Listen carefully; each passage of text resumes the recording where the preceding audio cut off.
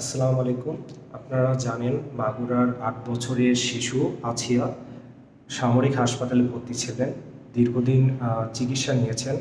আজকে দুপুর ১টায় ডাক্তাররা তাকে মৃত ঘোষণা করে। সকালবেলা থেকে ৩ বার তাকে হার্ট অ্যাটাক হয়েছে এবং তার পরিস্থিতি সবসময়ের জন্য ঠিক ছিল না। যার কারণে ডাক্তাররা তাকে শেষ মুহূর্ত পর্যন্ত আর বেঁচে রাখা সম্ভব হয়নি। তাদের হাতে কিছু করার ছিল না। কিন্তু বাংলাদেশের প্রেক্ষাপটে এই যে পাশবিক নির্যাতনের কারণে একজন নিষ্পাপ শিশু মৃত্যুবরণ করলো, এই দায়টা আসলে কে নেবে?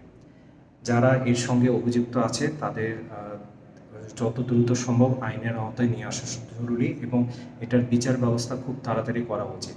এবং বাংলাদেশে যে পরিমাণ এই ধরনের নির্যাতন বাড়ছে, যেটা আমাদের জন্য অনেক অ্যালার্মিং।